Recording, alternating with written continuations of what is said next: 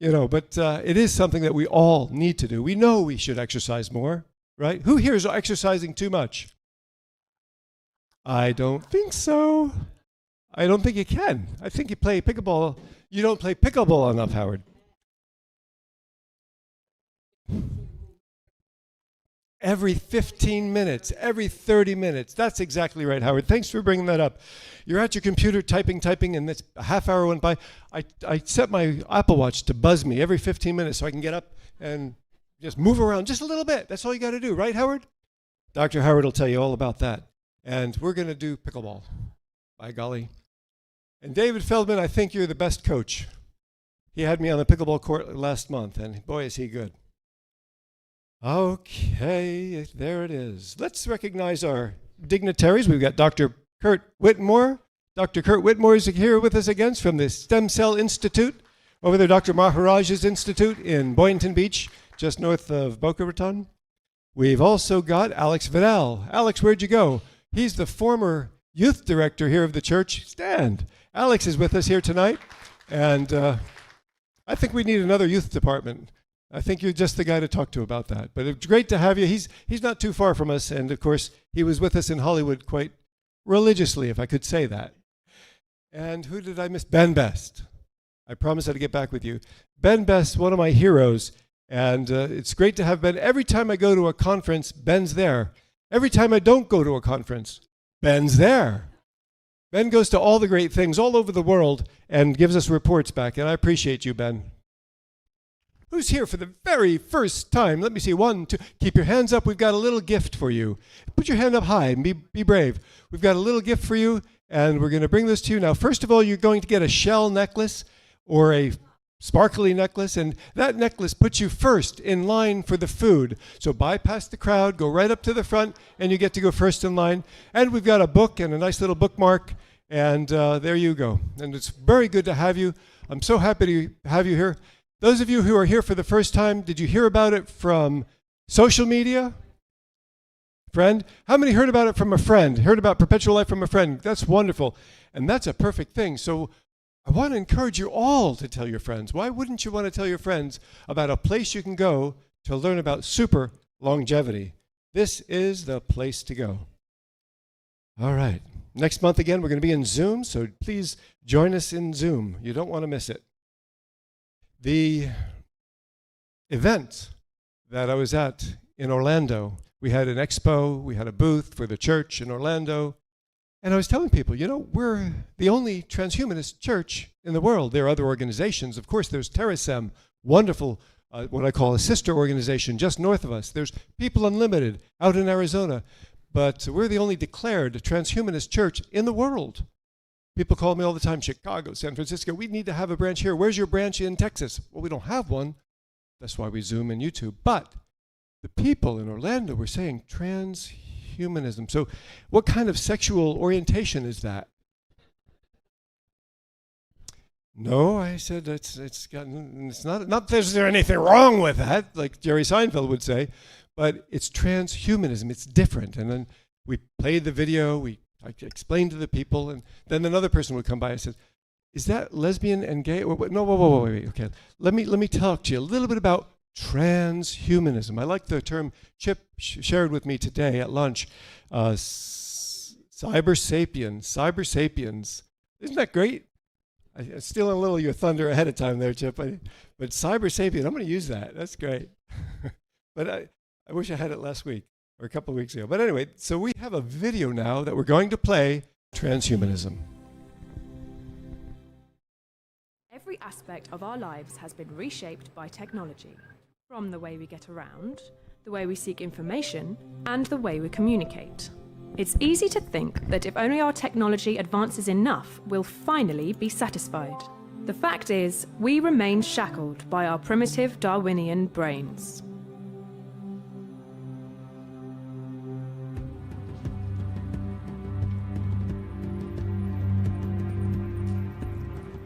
Humanity, for whatever progress we have made, is the result of an unguided, natural, 3.8 billion year long experiment of chemistry. Evolution is the process that has made you what you are, but it is not far-seeing. It does not and cannot consider the future, make decisions about where we ought to go, how we ought to be.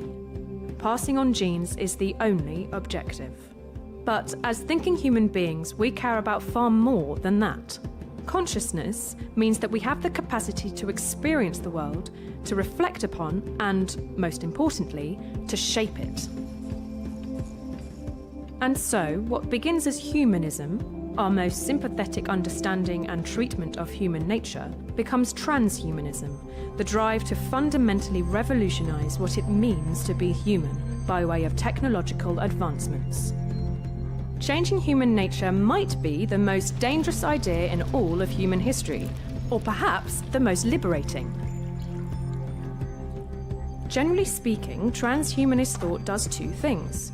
First, it considers current trends to see how future technologies will develop and how they might affect us.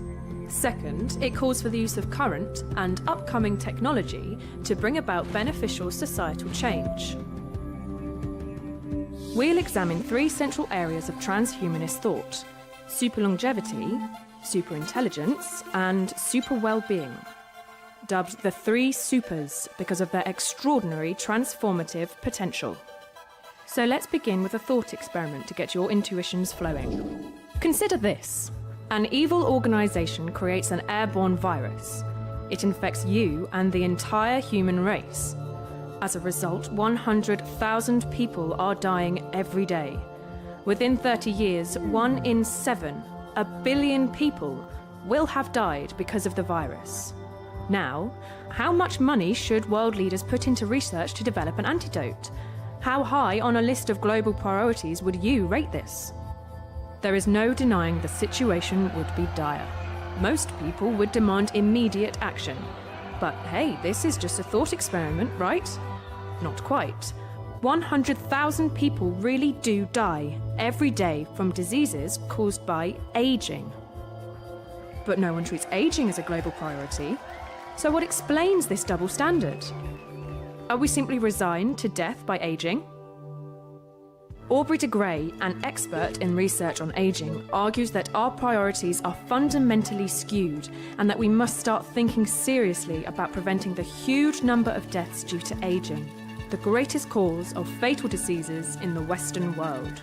The goal of this strand of transhumanism is superlongevity. Today, we have the minds and the equipment to begin developing technologies to combat aging. Unfortunately, we lack the will and the financial support to do so. Most of us are so accustomed to the idea of growing old that aging seems like just a fact of life. If modern medicine is supposed to keep us alive and healthy for as long as possible, then the anti-aging movement takes medicine to its logical conclusion. It's what happens when as long as possible means as long as we want. But what would a world without aging look like? How would we manage the huge population growth? And who would own the technologies that make it possible? These are huge questions, but we only have time to raise them. We'll investigate them in depth in future videos. Let's move on to the next area of transhumanist thinking. Every year, computers are getting more powerful. What used to fill up a room now fits in our pockets. More crucially, the time it takes for computer power to double is also getting shorter. At the outset of computing, the doubling process took 18 months, and this interval appears to be getting smaller. Plot this on a graph, and it's not a straight line, but an exponential upward curve. We need only project into the future to see that there is a point at which this line is practically vertical. A moment in human history referred to as the technological singularity. The futurist thinker Ray Kurzweil postulates that as these technologies develop, we will likely edit our bodies in order to integrate with computers more and more. This concept should be familiar. We're already in a symbiotic relationship with technology. You can send your thoughts at incredible speeds to recipients on the other side of the planet, find your precise location using satellites, and access the world's repository of recorded human knowledge with the device you carry with you at all times. And all of this was unthinkable 20 years ago. Out of this predicted computer capability explosion may eventually come artificial intelligence, a simulated consciousness in silicon. Given the rate at which an AI will be able to improve itself, it will quickly become capable of thought with precision, speed, and intelligence presently inconceivable to the human mind. If Kurzweil is right and we end up integrating ourselves with technology, we could be in private contact with this AI whenever we choose. The result of this is that we effectively merge with this AI and its abilities become our own. This would propel the human race into a period of super-intelligence. But perhaps, as some argue, no non-biological computer could ever become conscious. Or what if, as every other dystopian science fiction plot goes, this AI's goals differ from our own? And what does our increasing reliance on computers mean for our future? Super longevity and superintelligence are all well and good, but only insofar as they make us happier, more fulfilled, more content. Let's look at the last section, which deals with the issue of well-being. Imagine you're soon to be a parent. Your doctor informs you that, if you wanted, you could choose certain features of your child's biology.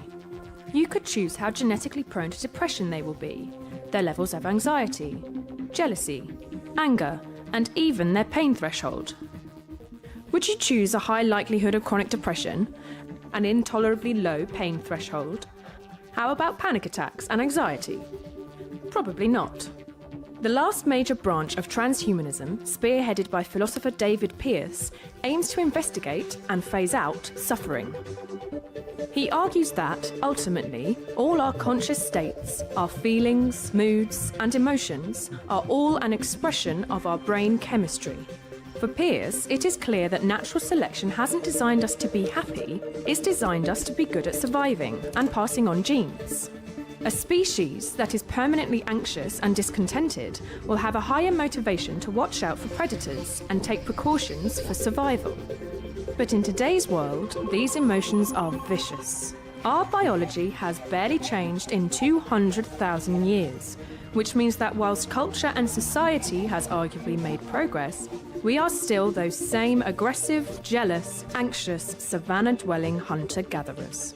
This is why Pearce argues that if we ever hope to increase the well-being of our species, we will have to edit our genes. Minimizing our suffering, and the suffering of those we care about, is a crucial part of what drives us.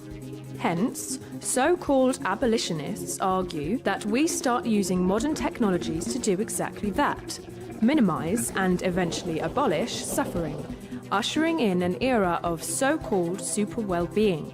At present, every child is a roll of the genetic dice. Pearce argues that the least we can do is load the dice in our favour to create happier, healthier, longer-living humans.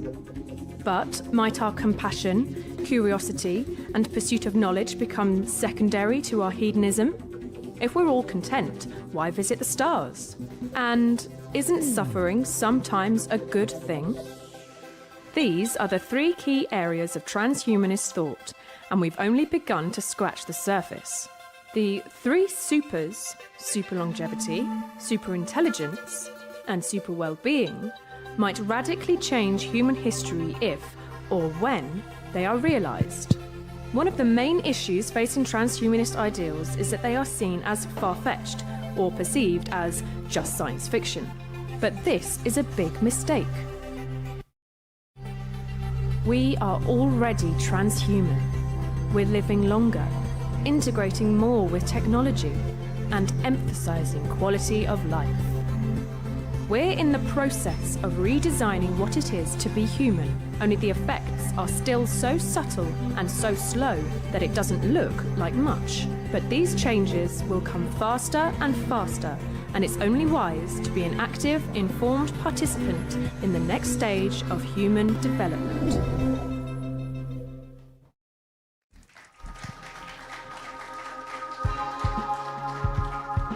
So that, I think, really sums up transhumanism, a nice little piece.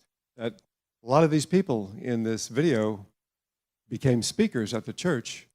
We showed this, I think it was 7 years ago in Hollywood, but this video is 11, 12, 15 years old, I'm not sure, but it's way ahead of its time when it was made, just like we are way ahead of our time compared to most people that are eating Big Macs and suffering the consequences, in my opinion. Let's bring up Dr. Peter Dreher. He's a pioneering entrepreneur in anti-aging, nutrition, and environmental innovation, known for creating medicinal foods and beverages targeting age-related diseases and developing no-runoff fertilizers to address global water pollution while supporting sustainable agriculture. Please give me a great welcome from Pompano Beach for Dr. Peter Dreher.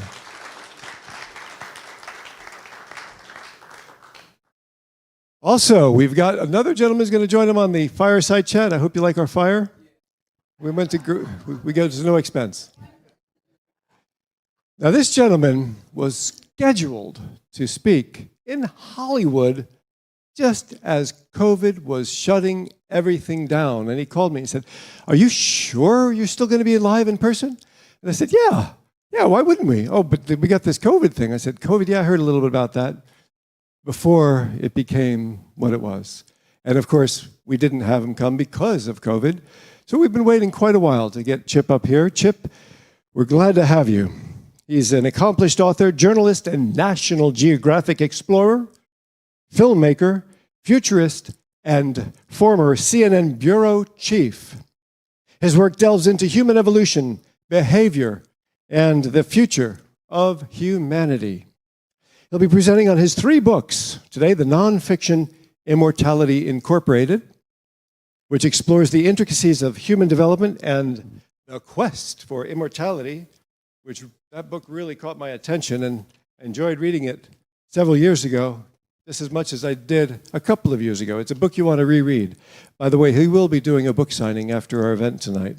His latest novel, Doppelganger, an orphan, a prodigy, a murder, it delves into the profound quest for immortality. If you look at the cover, you know it's a transhumanist book. Just looking at the cover, it's great. And then his notable book, Last Ape Standing. So all the way from Pittsburgh, Pennsylvania, and from around the world, let's help me welcome Chip Walter. I want to just interject that questions are going to be given throughout the presentation. So if you have a question, just write it on your card, put it in the air, and we'll capture it. Go ahead. Okay, terrific. Well, Chip, as I was preluded here by this transhumanist one, at the dawn of Homo sapiens several million years ago, 2 men were sitting by an evening campfire in the savannas of Africa. They both heard some rustling in the tall grasses nearby. The brave, calm guy said, "Don't worry, it's just the wind." The fearful, worrywart guy said, "I'm scared. I think it's a lion. I'm getting out of here." Well, the worrywart, fearful guy is your great-grandfather to the nth power, because the brave, calm guy was eaten by the lion. So fear is our greatest emotion, as mentioned in that film, because of genetic breeding. The best way to overcome this fear, however, is understanding. By understanding the strangers around us, we become less afraid of them. In fact, one of the 5 love languages described in the book by the same name by psychologist Dr. Gary Chapman is, in fact, understanding. The other 4 love languages are 1, words of affirmation, saying nice things, 2, gifts, 3, acts of service, and 4, physical touch, non-sexual, of course. For instance, I have a gift for Chip Walter, an almost ripe organic papaya from our garden here in Florida. Thank you. Thank you very much. It's almost ready. Yeah. 2 days. 2 days from fully ripe. And they are extremely good. Unfortunately, you can't get them. Favorite fruits. You can't get them ripe in the grocery store, because once they go ripe, you got to eat it within 2 days, and they're always hard, right? So it takes a while. You have to be patient. Thank you. And then my wife's main love language is acts of service. She works tirelessly to make great meals for us. When I see her doing so, I tap her on the shoulder and whisper in her ear, Do you know that I love you? Of course, words of affirmation. My dog, however, loves physical touch. He would like me to pet him all day long. Today, we're going to focus on understanding. In fact, most of the time the Bible talks about love, the word understanding would make a more accurate substitute. For instance, when Jesus says, love thy neighbor like thyself, he more precisely meant, understand thy neighbor like thyself. So today we're going to understand Chip Walter, where he came from, his family and personal history, and finally his book. Well, we're going to go over many books, but in particular his book, Immortality, Inc. I had the pleasure of, I know a few, back in November-ish, we had an election. I don't know if you guys were familiar with that. And some guys in the church were saying that they had a preference for some of the candidates. And the church is not, we're not a political organization. We don't endorse any candidates. And I, as a businessman, never take sides in political arguments. And if we have friends who are ultra-liberal and friends who are ultra-conservative and whatever. Well, we have the Oxford eating rules at dinner. Oxford, if you eat at high table, you're not allowed to talk about politics, religion, sex, or work, because these all cause anxiety and interfere with digestion. In the genes. Yeah, there you go. It's in the genes. And so we sort of defer those subjects. But if I get cornered, I just agree with whoever I'm talking to, because politics is, your life experiences made you, formed your political preferences, and there's no way I'm going to change anybody's life experience. So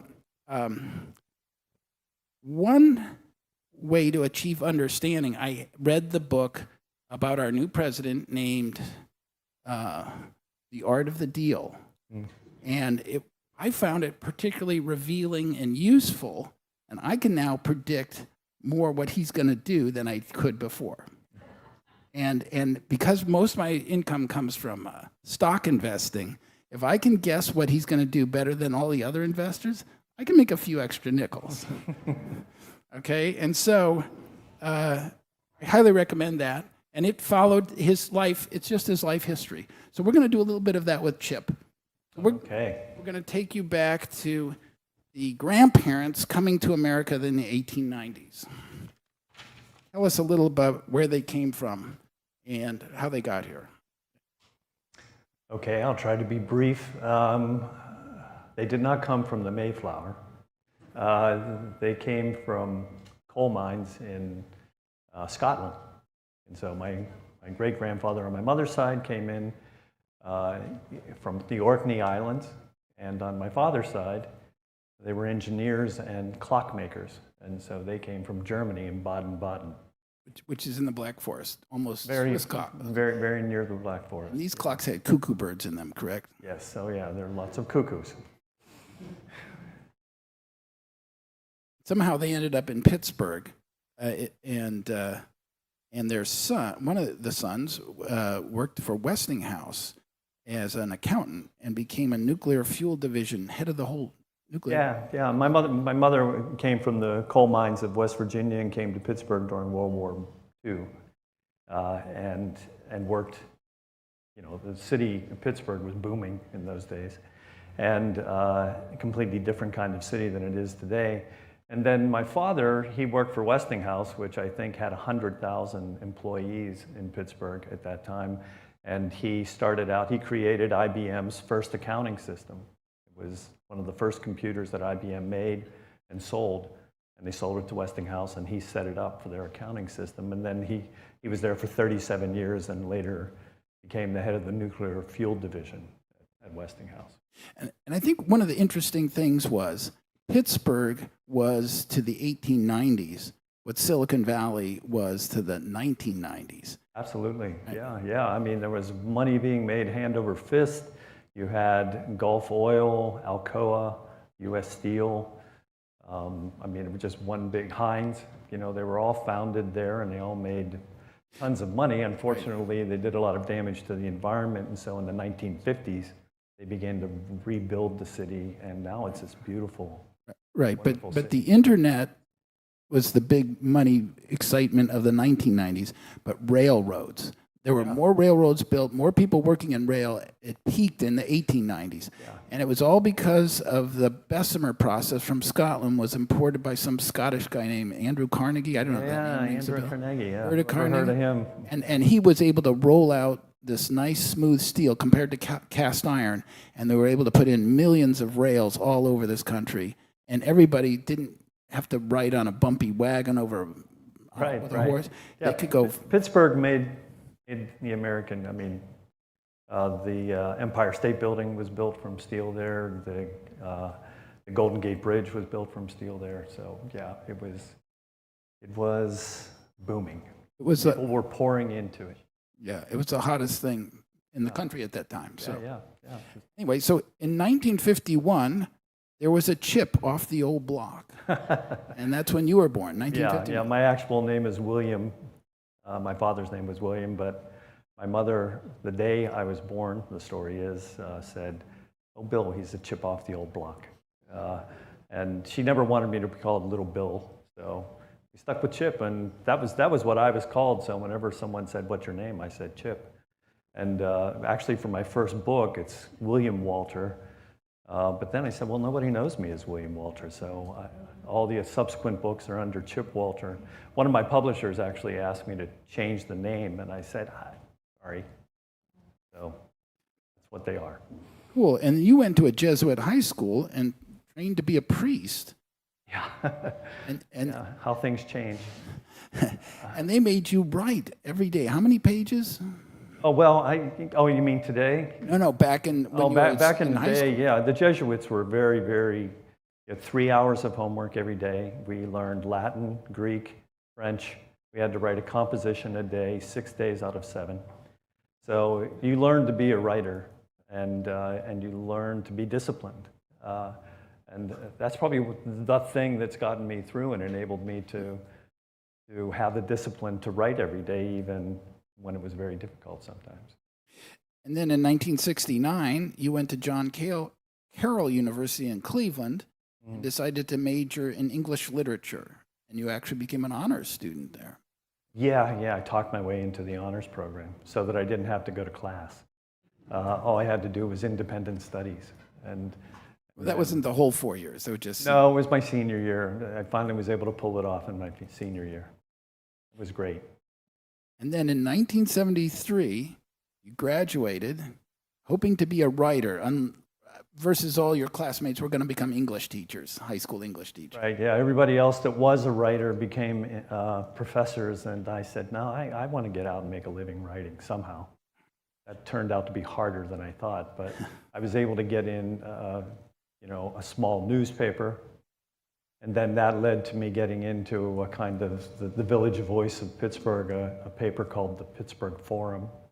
And I got to do... you're rushing ahead here, my friend. Oh, well, really? You forgot Spendley Publications and the regional newspapers. You were a full-time reporter at the Clareton Progress and the Elizabeth Herald. Yeah.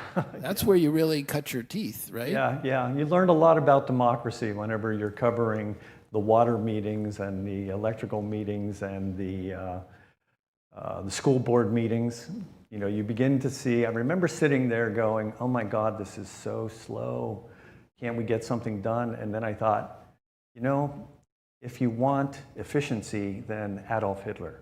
If you want democracy, it's messy.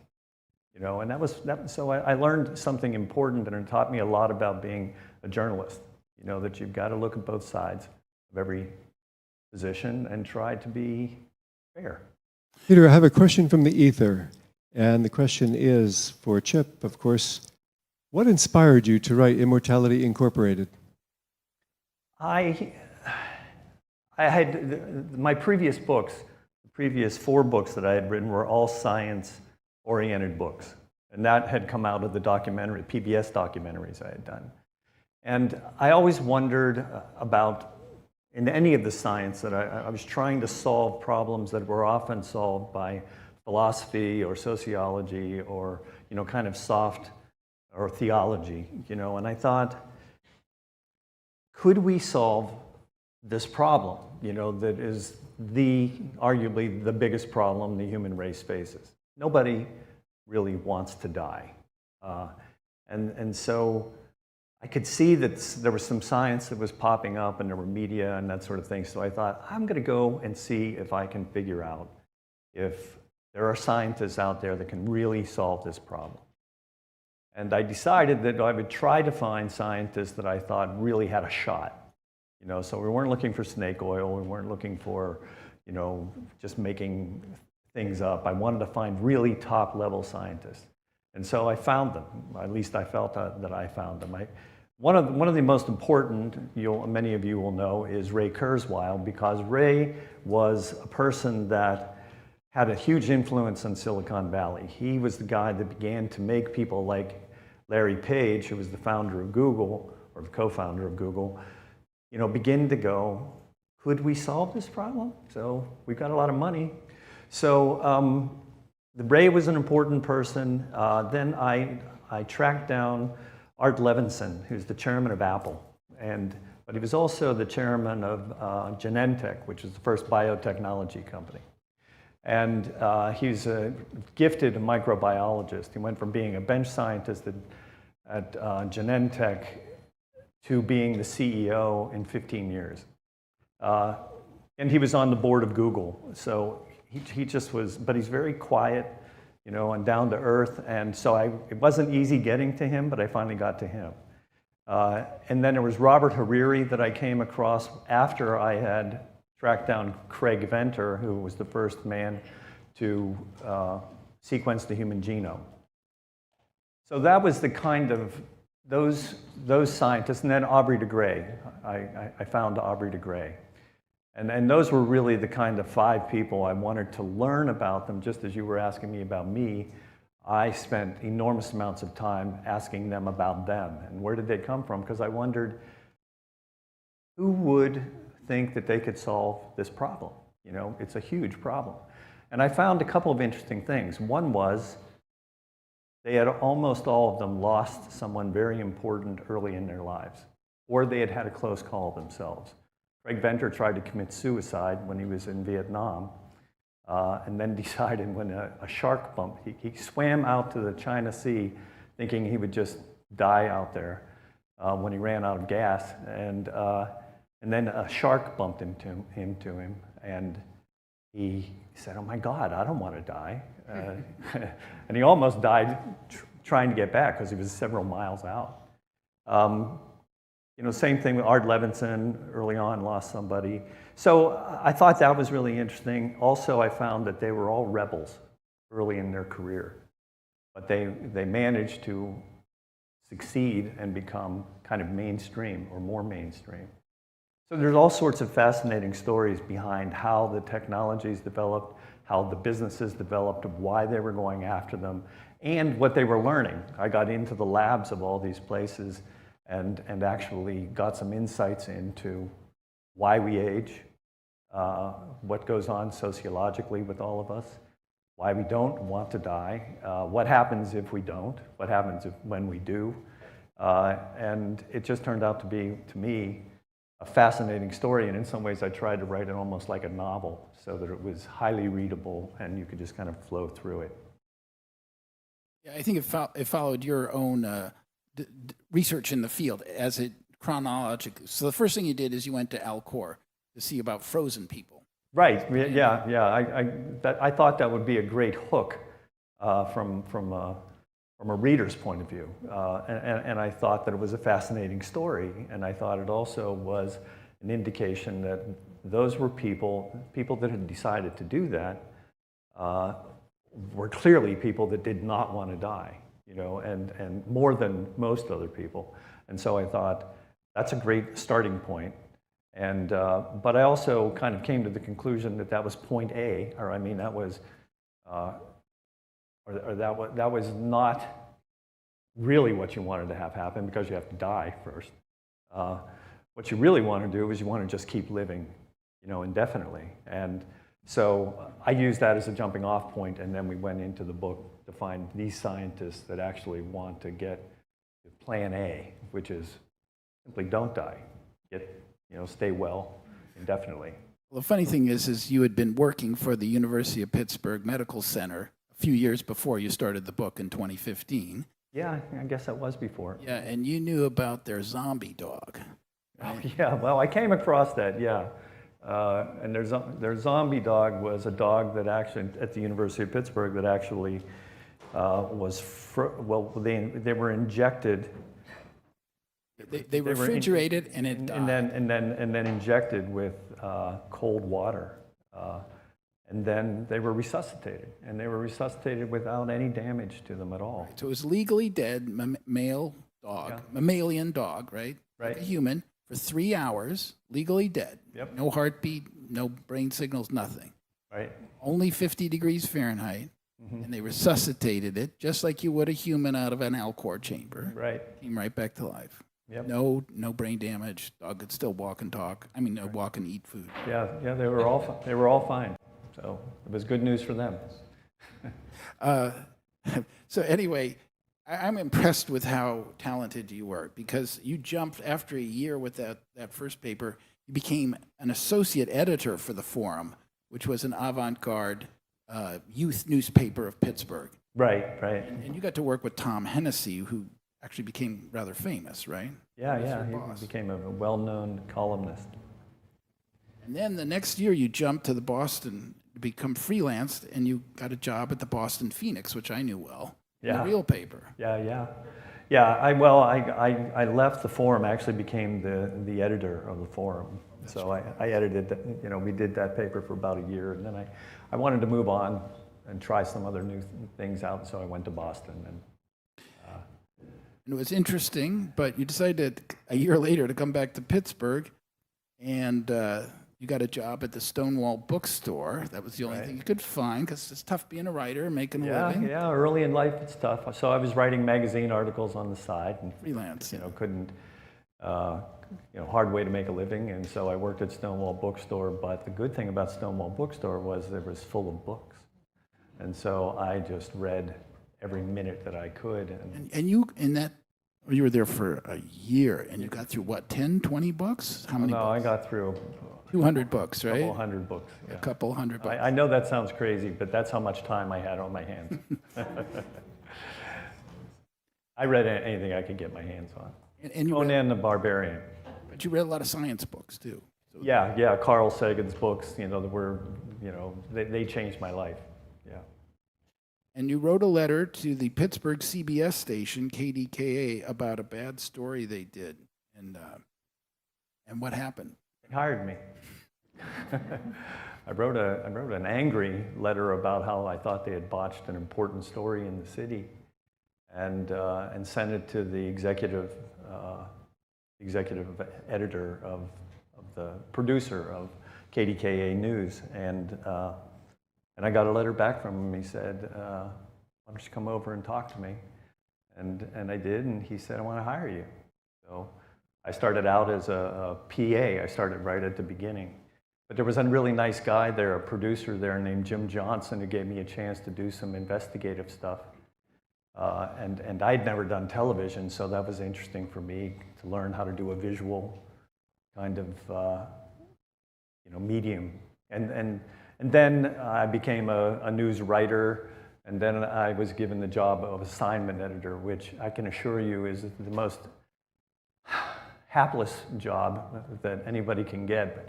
But you're running everything. You have 50 people, and you're taking care of all the reporters, dealing with all their egos and everything, and then you're also dealing with the cameramen and the sound men and the editors and everything. But basically, your job is to get up at the crack of dawn and make sure that by noon and 6 o'clock and 11 o'clock, there's actually news whenever people turn on their televisions. And so it was interesting and exhausting. And then that led to... Well, so that was 1978. So for 2 years, you got really good at that, running a TV station. Let me jump in here. I've got a question from the floor that relates. Dr. Dreher, with all of the work you've done, all the travels you've had, all the people you've met, and at the CNN, I'm sure you've had some great contacts. The question comes about Calico. Of course, Calico's put billions of dollars into anti-aging, into the possibility of reversing aging.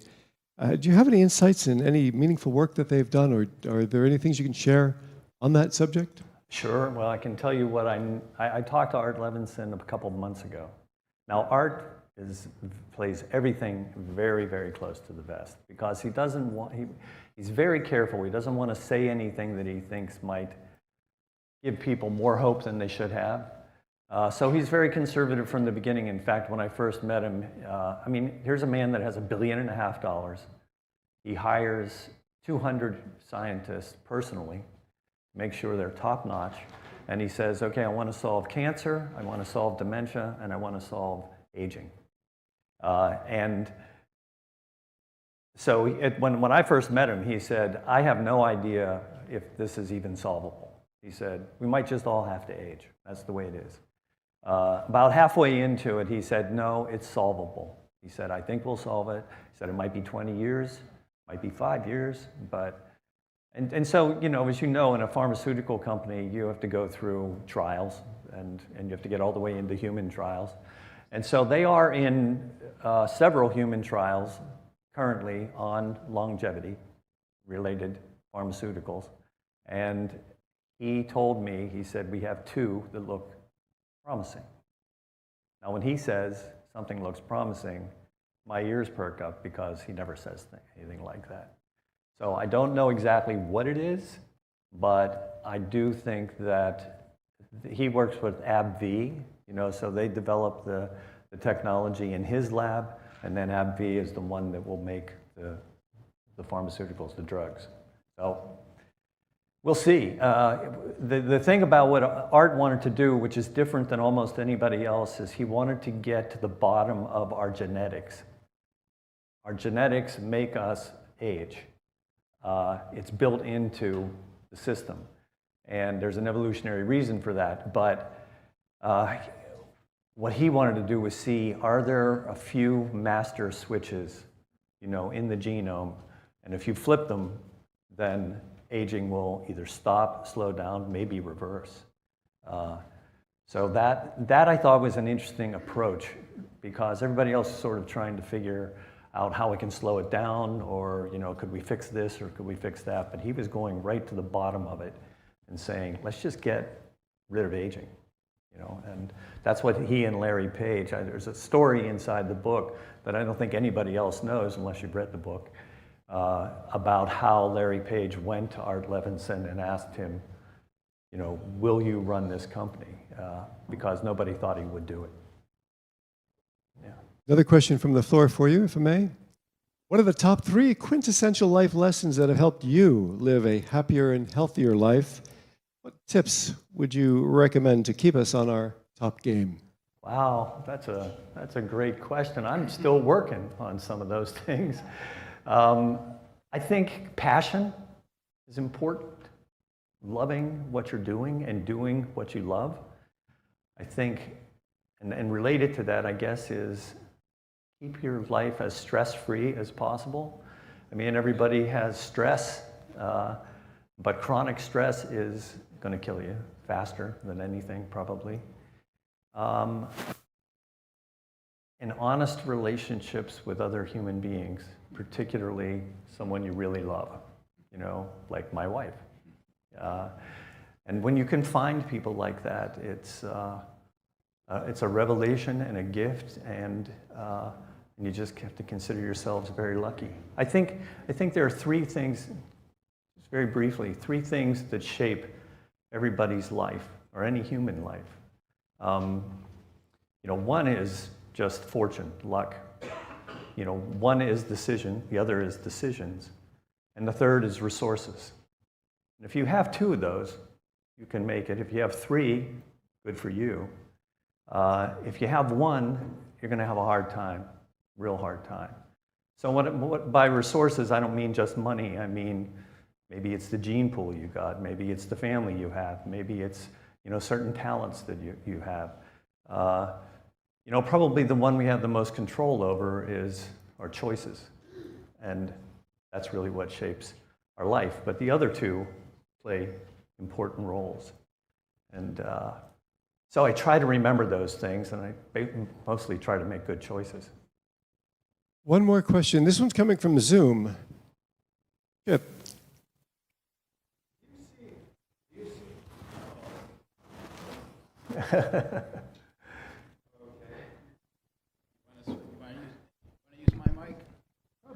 You want to use my mic? Or you tell me, Neil, I'll repeat it. Yeah, it's back. Back on. Okay, thank you.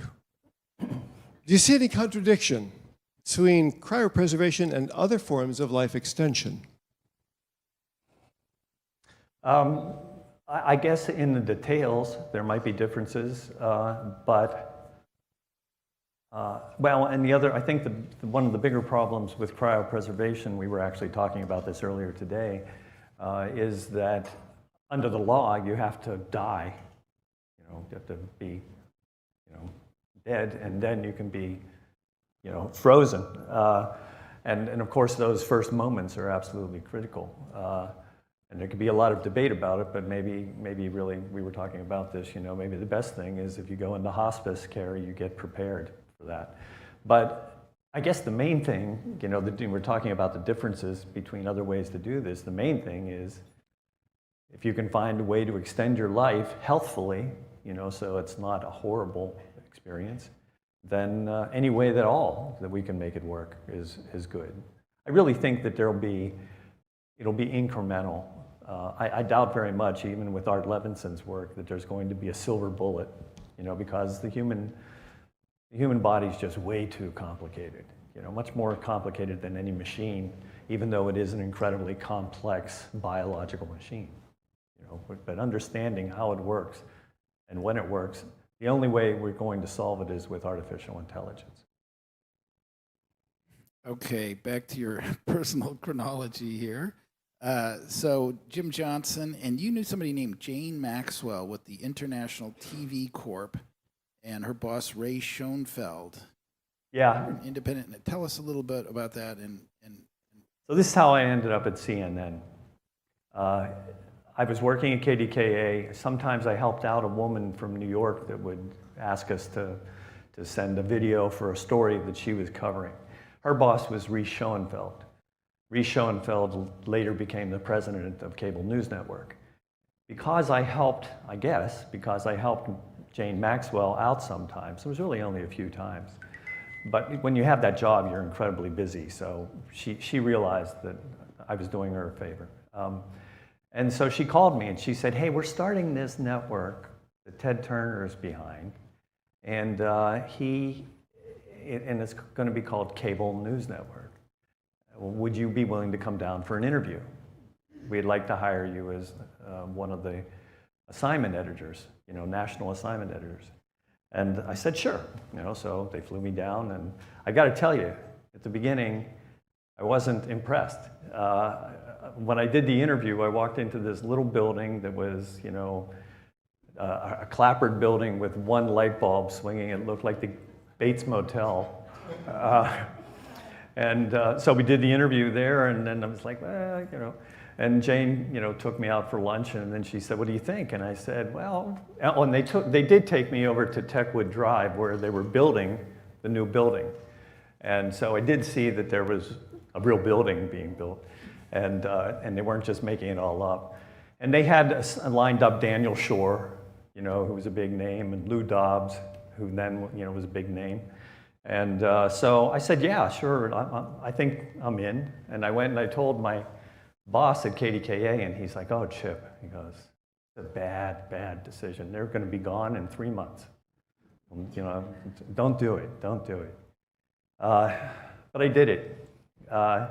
And so me and 299 other people converged on Atlanta, and we started Cable News Network. And it was quite an experience, because we were just making it up as we went along. And we had 24 hours of news to fill, which nobody had ever had to fill. I mean, it had been done on radio, but it's a lot easier to do on radio. You don't have to have pictures. So it was, I met all sorts of fascinating people. Because of the nature of it, I think, and because of my background at the Forum, which kind of made me a stronger journalist, I think, and my experience at KDKA, and maybe the books that I read in between, I was able to kind of move up the ranks fairly fast. And so at first I was the guy that did the rundowns for all the networks. So I talked to Katie Couric every morning, you know, she was just starting out in the Washington Bureau. And I handed all the information to all the big shots in the morning, and they would tell me, no, that's not right, go back and tell the bureaus you should do this, this, or that. So I was constantly in touch with all the bureaus, and then eventually I got asked to keep an eye on the bureaus and go visit the bureaus and see how they were doing, and then I ended up running the LA bureau because one of the bureau chiefs was having problems, and then they brought me back to run or create a bureau in Atlanta because we had a headquarters there, but we didn't actually have a bureau there, so we had to cover the Caribbean and that sort of thing. And then finally I ended up the bureau chief in San Francisco. But by that time, after a couple of years of 15-hour days, I just was done, you know, so I moved on. What was impressive is you started with CNN, you were only 29 years old, you were given extremely responsible jobs. I mean, you really moved up the ranks fast. But you were working your tail off. Oh yeah, more than 8 hours a day. Yeah, and everybody did. You know, people worked hard, and there were some magnificently, driven, passionate people. And then there were also some great people that had come from CBS and 60 Minutes and those sorts of places that I was able to learn from. So I'm grateful for it. It was a unique and terrific experience. And then in 1983, you took a little break. Yeah. You got to sleep some more hours. And you started a thing. You were doing some freelance, and you started your own company called Nighthawk Productions. Right. And you made shows for the Travel Channel. And Bill Cosby, you did with Bill Cosby, Zsa Zsa Gabor, Sammy Davis Jr., Rod Steiger. Did the Super Bowl of poker? Yeah. Tell us a little bit about it. Well, very, very briefly, in those days, cable was just taking off. So again, just like at Cable News Network, they all needed content. And so a cameraman that I had worked with, Tim Sevison at CNN, got in touch with me after I left CNN and said, hey, can we get together and maybe we can do some video pieces for cable. So I found someone at because the Travel Channel was starting up, the Food Channel was starting up, all these things were starting up, and they needed content. And so we traveled to Tahiti, we went to Grenada, we went to Las Vegas, we did the Super Bowl of poker and all that stuff. It was fun, it was crazy, we did investigative pieces, we did pretty much anything that anybody wanted.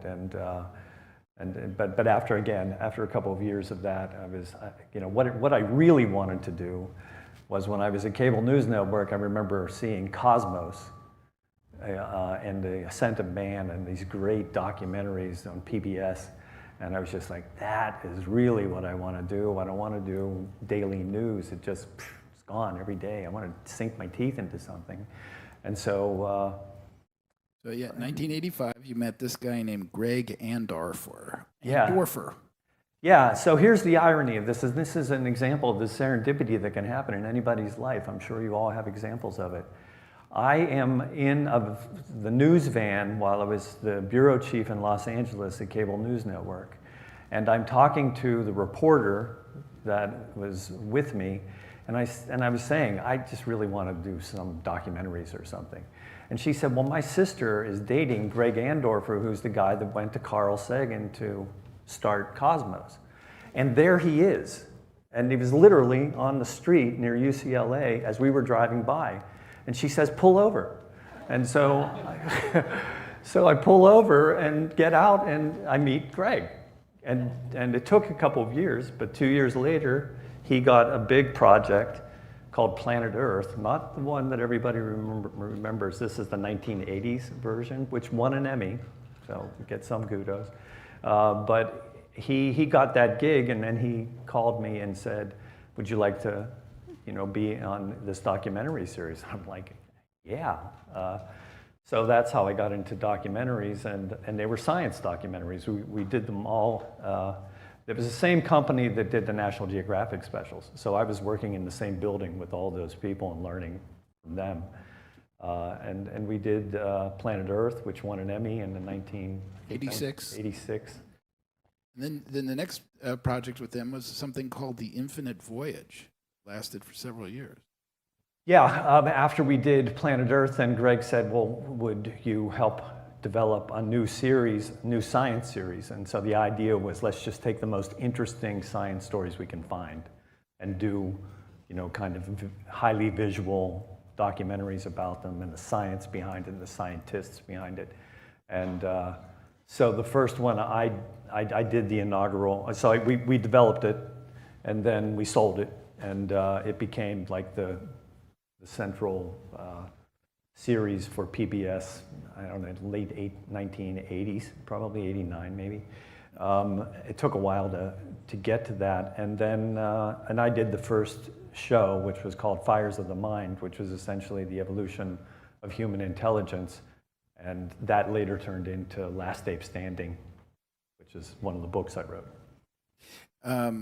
So tell us, so by 1991, something called a Space Age series. You were an executive producer. Tell me about that. Well, they asked me to be the executive producer. First of all, they asked me to develop the series. So I did develop the series because it was the International Space Year. And we will move on to Immortality, right? Yeah. Because I'm sure that all of you don't need to know every jot and tittle of my personal life. Yeah, but we're having fun. We're right? You guys Yeah. having fun? See, this guy agrees. But anyhow, that I got that deal at WQED. I put the proposal together. We got, I think, $2 or $3 million for it, which was what we needed to get the series done. And then they asked me to exec produce it, and I said, no, I want to write the book, because that's really all I wanted to do was write books, from the beginning when I graduated as an English lit major. And they said, well, there isn't a book. And I said, well, there'll be a book. And strangely, I had written a couple of articles for a magazine that was related to space, and I got a letter. This is the letter every writer in the world wants to get. I got a letter from an editor at Random House that said, "I really liked your articles. Would you like to write a book for us?" So I said, yeah, and we happen to have this series here, so let's make a deal. And so we made a deal, and that was my first book, under William Walter. And it almost became a New York Times bestseller. It was within a few thousand copies of being a New York Times bestseller. Yeah, Connie Chung liked it, so I thought that was good. The other crazy thing you did in 1988 is you made us a fiction movie, I don't know if it's gangsters, cops and rock, called Sunset Grill, with Stacy Keach, and Peter Weir, and Laurie Singer, and they were all big names at the time. And it was my first television, or my first script. 2-hour movie, right? Yeah, it was a 2-hour feature film, and it kind of was sitting in Universal, just kind of making the rounds. And so some guy called me up and he said he wanted to do it, and he said, will you do the rewrite? And I was already writing Space Age, and I just had my first daughter with my wife, and so I said, no, I'm swamped, I'm up to here, so I can't do it. And so somebody else did the second version of it, and I just actually watched it with some of my kids a couple months ago, and it's not horrible. I mean, it didn't win any Academy Awards, but, and they dumbed down some of the movie, some of the script and everything, but, it's kind of fun to see it out there. And it was the first script that I had written, so I thought, oh, well, geez. So it's Sylvester Stallone, Rocky, bought the movie, and it's... Well, eventually it got bought by his company, and you can still find it on Netflix, believe it or not. Doctor, got another question here from the floor, if I may. And this relates back to something we talked about earlier, Chip. That is stress. Stress can be a killer. There's good stress and there's really bad stress. And the question is, what do you do to get rid of stress, the bad stress, like a death of a family member or something like that? Oh, wow. That's such a great question and such an important question. And actually, my daughter just went through a really rough time with a breakup, and I think we've probably all been through those too. And sometimes that can feel like a death. And I think the best advice that I have, based on my own experience, is to take. First of all, you can get overwhelming, emotionally overwhelming whenever something like that happens. And so you kind of got to stop, slow down, and say, okay, what's the next thing I'm doing?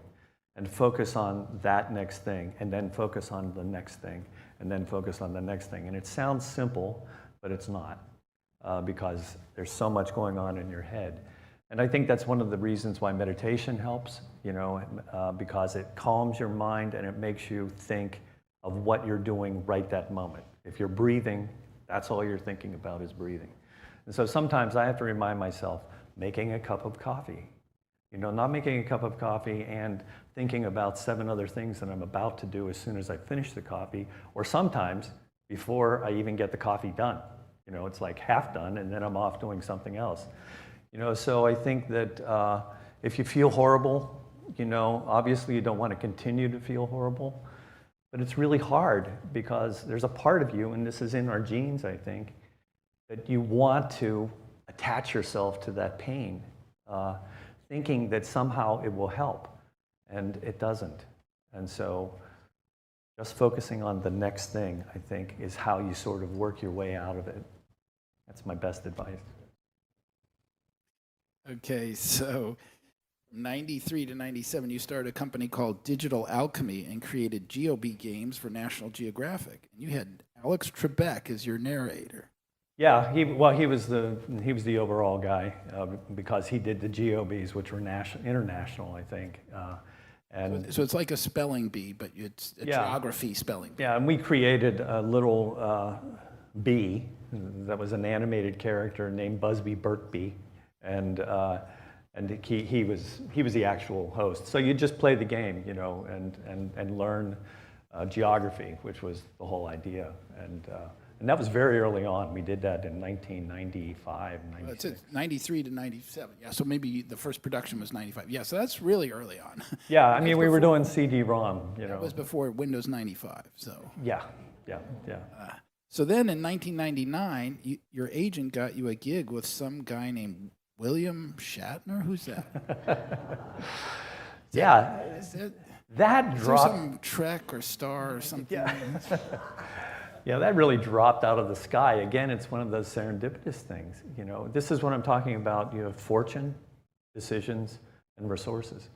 And this was fortune, but in some ways, maybe not, because I had written Space Age, and my agent had obviously helped me get through that. And William Shatner's agent was with the same agency. So William Shatner talked to his agent and said, well, I'm thinking about something with Star Trek, some nonfiction thing. What could we do? And they said, well, let's talk to Chip. So then they called me and said, do you want to talk to Bill Shatner? And I said, well, I hear he's kind of a jerk. And they said, no, you'll like him. So he's going to give you a call. Well, I had the flu the day that he called, so I was just trying to sound normal. But we really hit it off, and I loved hanging out with him. He was just absolutely great. We had a terrific time. And what I did was I pitched, I said, okay, let's do a book about how what Star Trek imagined in the 60s was actually coming true in 2000. So we're starting to see things like artificial intelligence and talking machines and what's it called, the communicator, which looked like pretty much everyone's flip phone in those days. And so that's what we did, and we just went all over the country, and I knew enough about the series. I wasn't a huge Trekkie, but I knew enough about the series, and because of all the work that I had done on another series I was developing called The Next Age, and the other science stuff that I had come across in my documentaries, that I knew the right people for us to go see. And so one of the people that we went to see was Ray Kurzweil, who I hadn't met at the time. And so all sorts of fascinating, Eric Drexler, and all sorts of fascinating, really important scientists.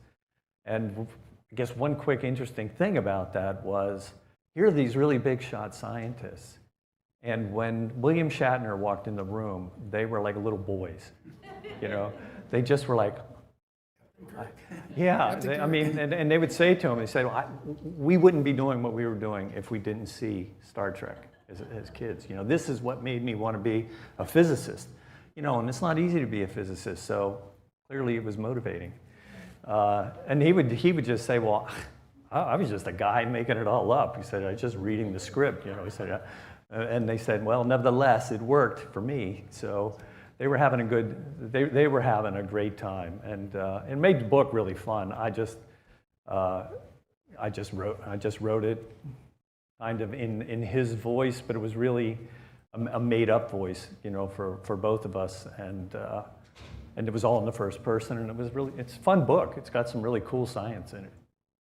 We have one more question from me, and that is from the ether again.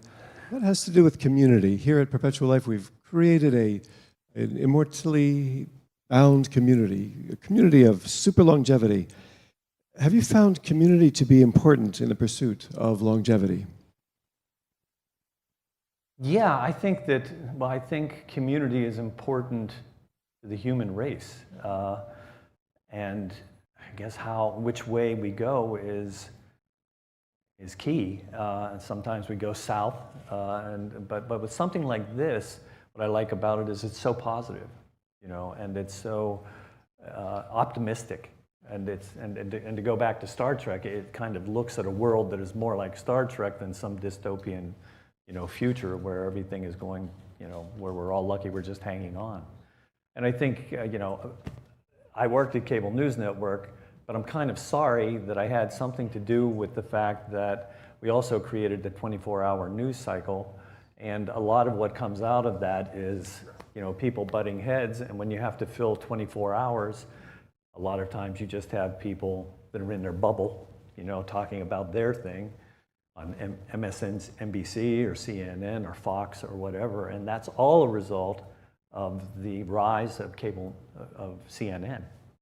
So I do think that obviously community it's how the human race survives. And I once, people say how horrible we are and how horrible we are to one another. And I say, if we were really that horrible, we would have wiped ourselves out a long time ago. I said, really, mostly people have one another's back. And one of the things that my wife and I are doing right now is we're traveling all 7 continents, but never by jet, which forces you to really be with people face to face every day in all kinds of cultures and all kinds of places. And people say, well, oh my God, have you ever gotten into trouble, or weren't you afraid or anything? And I said, you know what? We have not only not found people that would try to hurt us, we have found people that saved us again and again and again. I can't tell you how many times we got lost, and so I'm a big, big fan of the human race, and certainly a huge believer that without community, we'd be gone. There's actually a follow-up to that, and that is, how do you think extreme longevity would affect our sense of identity over time? That's a really interesting question. One of the things that I talked to Ray about, I just mentioned kind of in passing, was he said, look, as we get older, and I talked to Art Levinson about this too, as we get older, time seems to speed up. When you're 4 years old, 1 year is 1/4 of your life, so it's like a huge amount of time. When you're in your 70s, it's 1/75th of your life or something. And so time just goes like this. So what happens when you're 400 years old? It just would go gone. That each day would just seem. So that's an interesting. I really don't know what the human brain will do. Of course, Ray would say, well, we're going to have an expanded, and we probably will have expanded consciousness and everything. So, it's very, very difficult to say what it's going to be. But there's so many directions that we can take with super longevity, and one of the things I say in the book is just hang on, because we have no way of knowing what will happen, but we know this: it will change everything. It will change personal relationships, it will change economics, it will change philosophy, religion, you name it. Anything that anybody takes for granted is going to be shaken. I wanted to, on the question of community, there are these things called blue zones. I don't know if you've heard about blue zones. This guy, the bicycle guy, Dan Buettner, have you ever heard of him? Yeah. Ever been to one of his blue zones? Because community is a big part of what makes them live so long. Yeah. So my best example for that, well, I met Dan because the Immortality is published by National Geographic, and Dan's books were also published by National Geographic. And so I got in touch with Dan, and he said, oh, you ought to go to Icaria. And I wanted to go to Icaria because of a connection with Icarus, the mythical, story of Icarus. And so I talked to Dan about it. And basically, yeah, what you find in the blue zones is that if you go to Icaria, there's, first of all, not a flat surface anywhere. So everybody has to walk and everything. Unfortunately, what's happening is it's, now more people are using Vespas, more people are getting, fast food. But, normally people were just eating, what was in their backyard.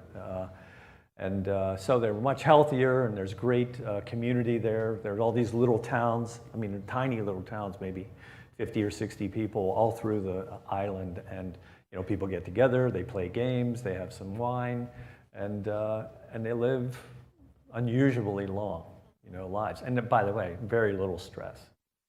I'm just going to sum up the rest of your career, because then you went to University of Pittsburgh Medical Center and became the website and spin-off director. Then later, Carnegie Mellon, you were writer in residence and professor of the Mellon Research Institute.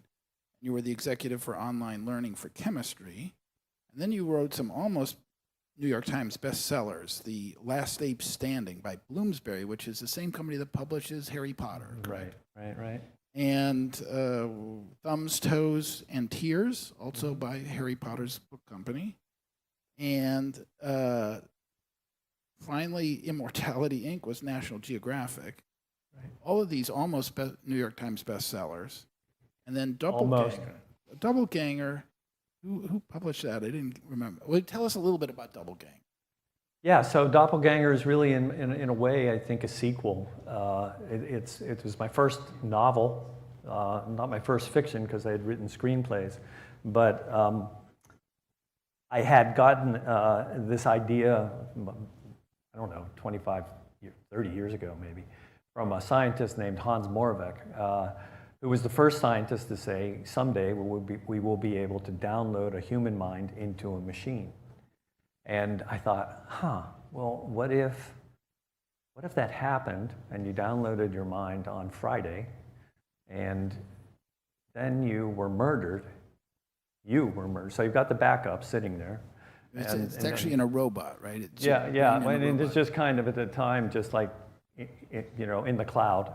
And then you're murdered. And you happen to be working on a project that is make it possible to download into a cyborg that would be basically a double of you, a doppelganger. And so he's murdered, but of course he doesn't know he's murdered. And he wakes up on Tuesday and doesn't know that he's the doppelganger, So then he finds out that he's the doppelganger, and he has to solve his own murder. And then it gets bigger than that, and it ends up about the singularity. So all I wanted to do was write a thriller. I just wanted to write something where you would go, what?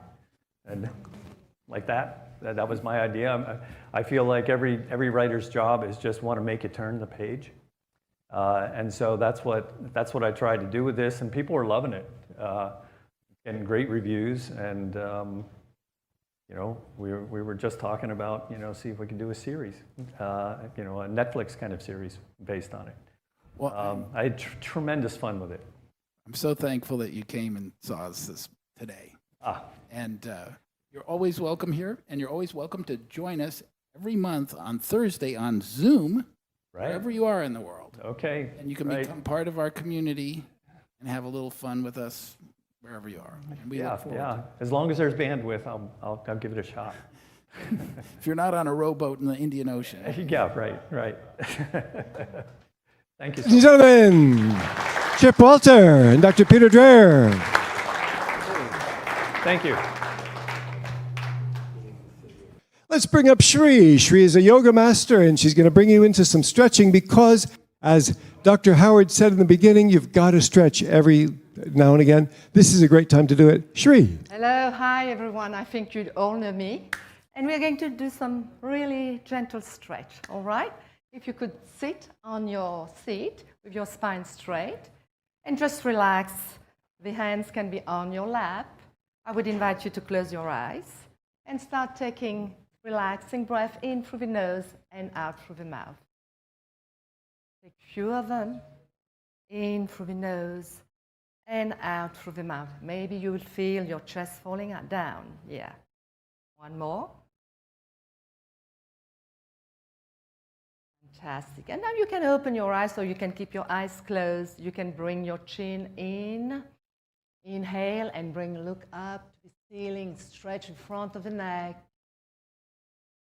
Exhale down. Inhale, look up slowly and down. In, up and down. Now you're going to bring your head to the center. Inhale and exhale, drop your head to the left. Inhale, center, exhale, to the right.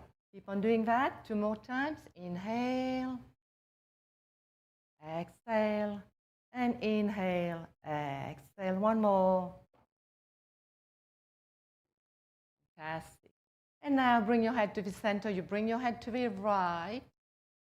And do a half moon. Come in front slowly, not the full roll, but half roll. And then you go to front and roll to the other shoulder. Once more. Fantastic. Bring your head to the center. We're going to stretch the arms. Interlock your fingers and stretch the arms away from your chest. Close your eyes. Open your shoulder blades. And bring your chin to chest. Feel your cervical, your spine opening slowly. And release. Lift your head up. You can have your hands at the back, slowly maybe. And open the chest. Look up.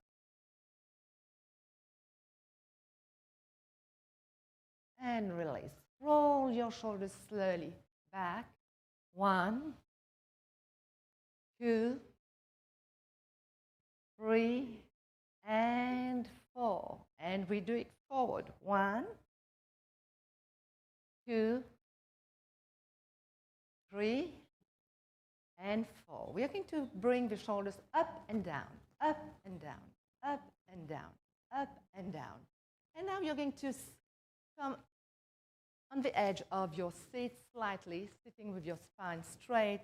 The legs are hip-width apart. I don't know if you can all see me. And we're going to slowly do the cat and cow. We're going to do the cat and cow. We're going to inhale, look up, open the chest. Exhale, round the back. Open your cervical and the spine. Inhale, look up, stretch. Open the chest and the shoulders, the side shoulders. Exhale, round the back. Bring the chin to your sternum. 3 more. Inhale. Exhale. 2 more. Inhale, chest open. And exhale, round the back as much as you can. Feel the vertebra opening one by one, creating space. Last one. Give the best you can. Inhale. And exhale. Fantastic. And now you can bring your left hand on your right knee. We're going to do a gentle twist. And put your right hand behind. And inhale, exhale, turn your head and feel the twisting of your spine slowly. That's good, especially for those who work in the office and stand and sitting all day on the computer. You can take some time off and do those simple stretches I'm showing you and release. And let's do it the opposite side. Right arm on the opposite knee, and the left arm is behind, and slowly inhale and exhale, turn your neck. Twist slowly. 1, 2, 3, and 4. Fantastic. You can open your legs slightly bigger than your hips and just rest your hands on your lap, not on the knee, because the knees are very sensitive. We're going to start moving. Little circle. Very slow. There's no time to rush. And we do it the opposite side. Keep on moving and remember to breathe. Don't hold your breath. Fantastic. Last one. And release. Now you can bring the legs together, still sitting on the edge. We're going to bring the right knee to your chest and press it. Press the legs. You can also point and flex, point and flex, point and flex, and rotate in one direction. Little circle. Keep on moving this ankle and opposite. Now you're going to release the hands. Keep your leg up. 1. Release the hands. 2, 3, 4, 5, 6, 7, and 8. Well done. Let's do it the opposite side. Your left leg. Press the legs towards the chest. Keep on pressing. Press, press, press. Point, flex, point, and flex. Point, flex. Once more. And now we do a little circle in one direction. 1, 2, 3, 4, and 5. Opposite. 1, 2, 3, 4, and 5. You are going to release the hands, engage your abs, and keep the leg up. 1, 2, 3. You're doing great. 4. Don't give up. 5, 6. Not long to go. 7, 7.5. And 8. Release. Now I want you to come up. And we go from side to side.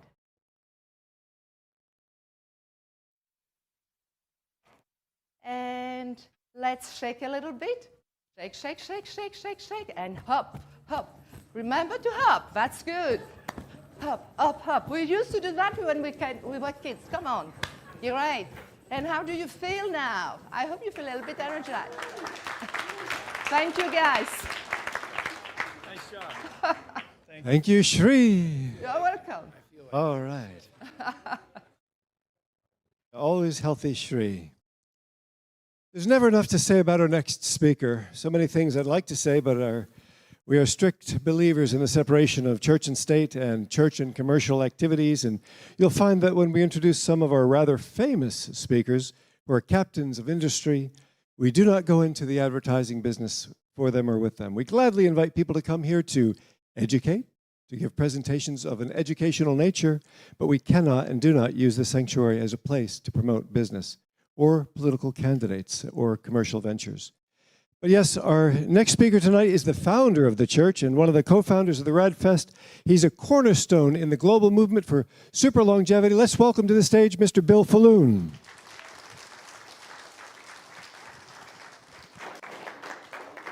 Thank you, Neil, for kind words. I'd like to open up every talk by giving the group some information that will enable them to live long enough to potentially Now, many people in this room, whether they're overweight or not, they're suffering some aspects of metabolic syndrome. It's a symptom, unfortunately, it's a problem with normal aging. Insulin sensitivity, lipids go up, blood pressure goes up. This is normal aging. And the good news is there are ways to combat hypertension, dyslipidemia, in other words, elevated LDL, low HDL. Those problems can be corrected. But you look at that chart up there that if you suffer metabolic syndrome, and that can be diagnosed with a blood test and a blood pressure monitoring device, you've got a 5-fold increased risk of progressing to type 2 diabetes, double your risk of cardiovascular disease, double your risk of coronary cerebral vascular disease, a 2.5-fold increase of cardiovascular mortality, and, well, 1.5-fold increase of all-cause mortality, any cause of death. So if you have even one of the syndromes that characterize metabolic syndrome, be it abdominal obesity, hypertension, dyslipidemia, high glucose, high insulin, high A1C, do something about it. Don't let it be the factor that enables you to, well, disables your ability to progress to a longer lifespan. So a study was done, published just a month or two ago in a prestigious diabetes care journal, and they treated metabolic syndrome people who had not yet progressed to type 2 diabetes with either metformin, a placebo, metformin Mediterranean diet, metformin without. And look at the results. It's really interesting to see. That's the unfortunate group given a placebo. There were 11.3 degenerative diseases per 100 person years. That's a lot of different diseases that unfortunately come with metabolic syndrome. Now, if you combine it with a placebo and a Mediterranean diet, it actually worsened. It got worse as far as the number of diseases you encountered, and probably a big reason for that is a lot of people who say they're going to adhere to a Mediterranean diet, they don't do it. They don't do it. They try, they get tempted by the unhealthy foods, and they wind up failing to adhere to the diet.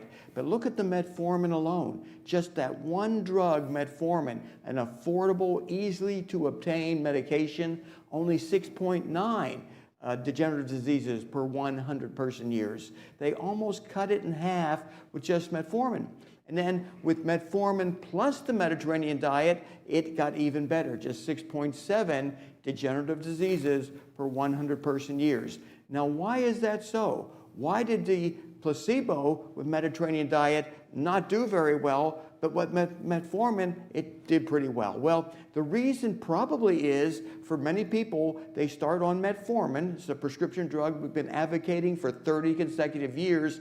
It can reduce your carbohydrate craving, reduce your overall appetite, and for some people, they get to lose some weight by taking the anti-diabetic drug metformin. Even though they're not diabetic, we advocate it for anti-aging purposes. So metformin plus adhering to the Mediterranean diet reduces your degenerative disease risk if you have metabolic syndrome. Bottom line is, if you're not taking metformin and you've got any of those problems related to metabolic syndrome, you want to do something about it, because the next slide really reveals the benefits of starting metformin before you're type 2 diabetic.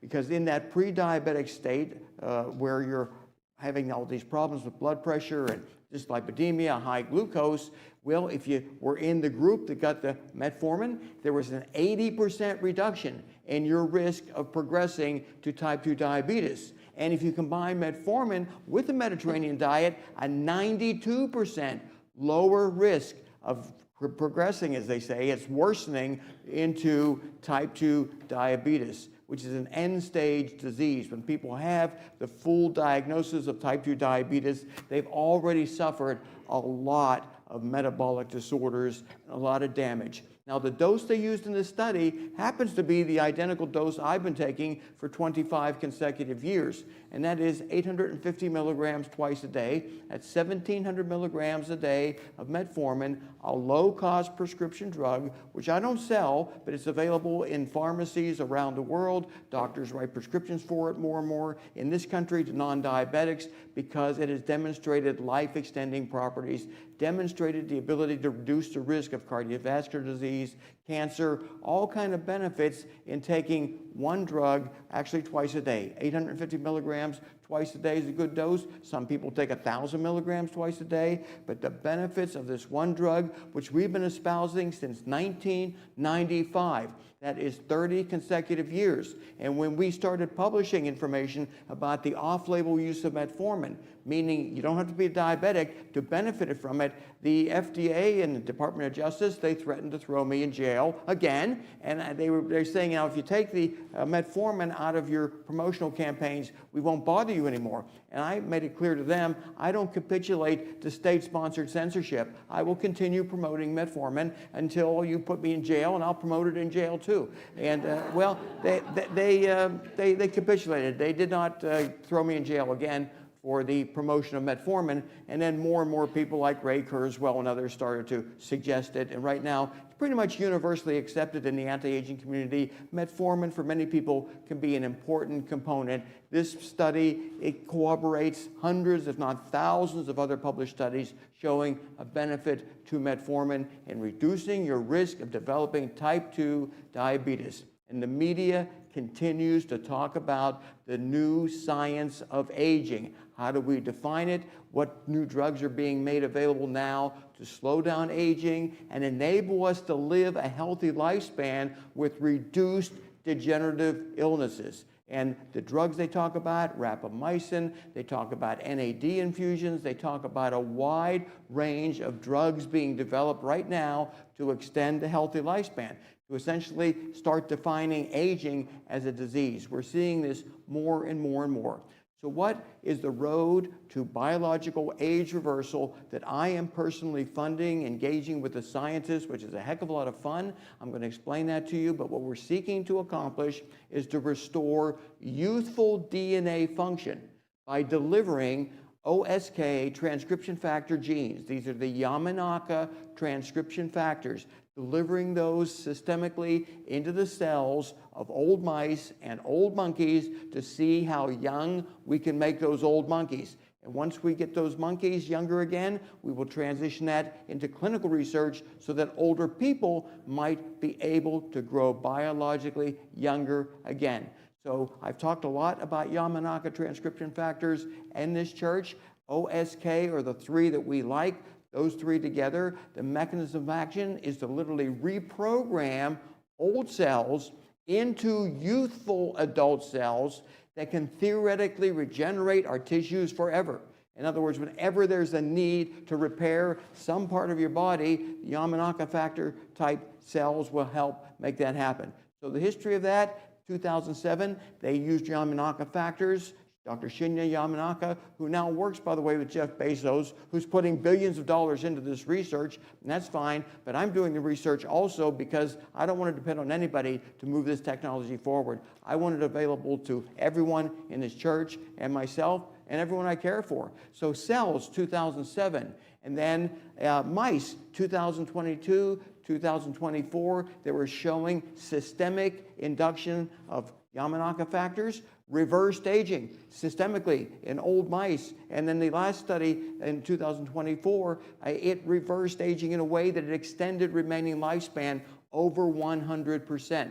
So our next project are old monkeys, giving them lots and lots of the Yamanaka factors and seeing how young we can make those. And by 2026, I want to make sure we start clinical studies in people. And some groups may be starting clinical work with Yamanaka factors now. We can't wait to see this technology occurs. This gives us more opportunities to grow younger than any technology we've ever witnessed, and it's caught the attention of the wealthiest people in the world. They are putting big money into this research to see what they can do to make this happen. Washington Post, 2025 March, just a couple weeks ago. They're talking about cellular reprogramming. And that's going to be a word that people are going to start using more and more, just like in 1982, the word antioxidant started to get tossed around more and more, where people kind of understood the idea that there's free radicals. You take antioxidants, you can suppress that free radical activity. You're going to hear more and more about cellular reprogramming as a way to grow biologically younger. In the Washington Post, they published an extensive article to describe how this works. And I'm going to try to make that clear as I can on this very nice illustration that they did to describe just one mechanism by which Yamanaka factors can reprogram old cells back into more youthful function and structure. So on the left is a young cell, and it's starting to accumulate senescent methyl groups right into its DNA.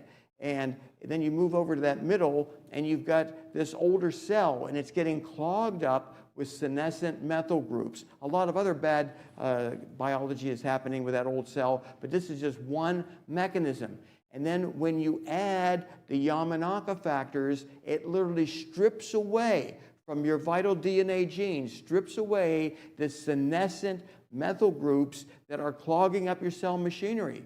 And by stripping that away and inducing hundreds of other beneficial enzymatic reactions, you can restore old cells back into young cells. And bear in mind, before 2006, nobody thought this was ever possible. It was proven in cell culture, proven in mice. We're working on monkeys, and by 2026, we may be doing this with humans. So I hope that's clear. I know it gets a little complicated, but bear in mind, this was published in the Washington Post.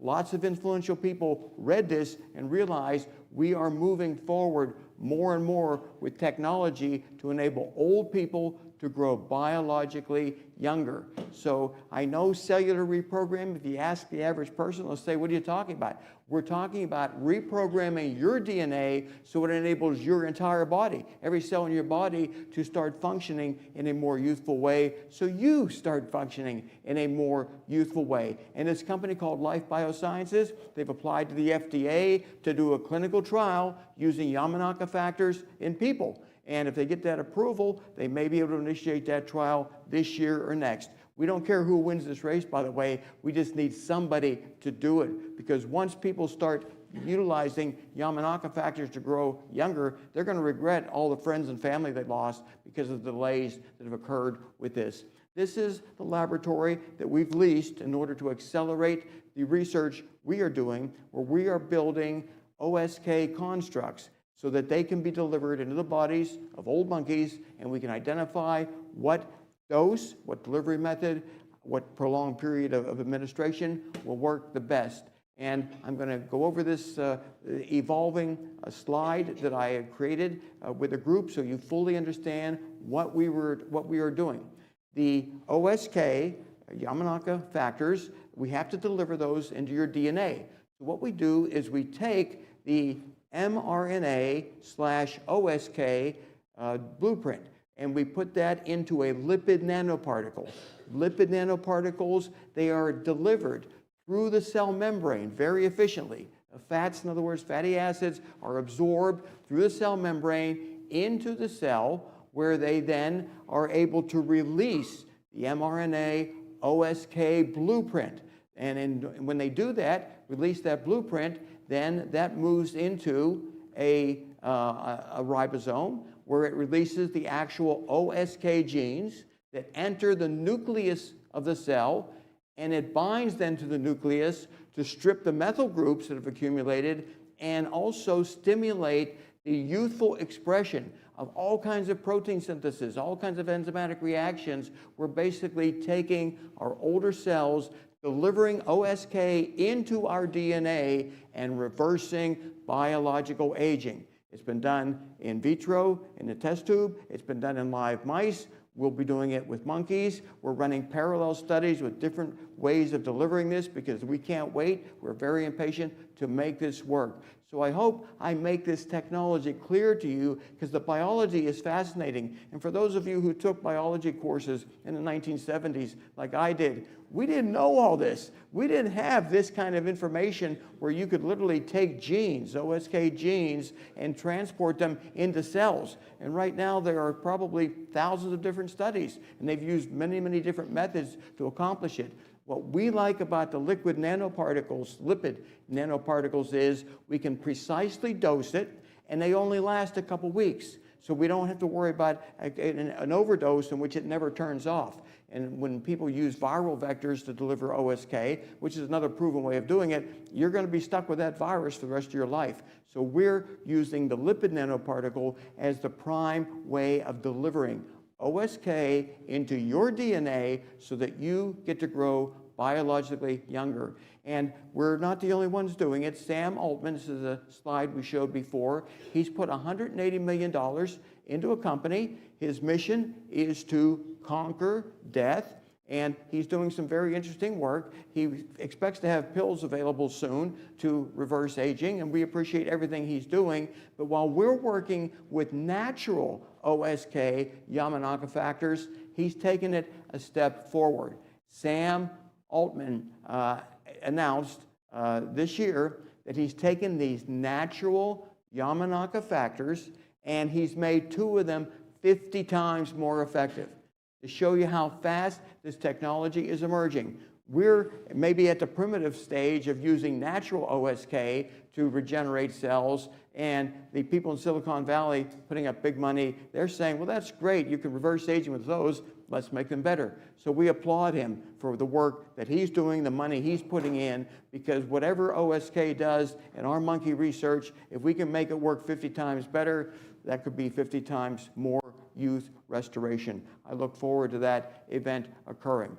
So just to remind everybody of the history of this, 2006, for the first time ever, they were able to reprogram old cells into, well, as young as embryonic cells. Now, we don't want to reprogram our bodies back into an embryo, and that's why we want to use these controlled lipid nanoparticles, dose these monkeys, continue to increase the dose. We get them hopefully as young as we want to, and then stop the dosing and see how long it lasts. It may be, as humans, we need to shoot up the OSK once every 3 weeks, once every 6 weeks, whatever it takes. If we are able to stay young by replenishing OSK in our cells, well, we're going to continue doing that. In 2011, they were able to do the cellular reprogramming in very old cells and regenerate them back into youthful cells. And then 2022, 2024, aging partially reversed in live mice. That had never been done before.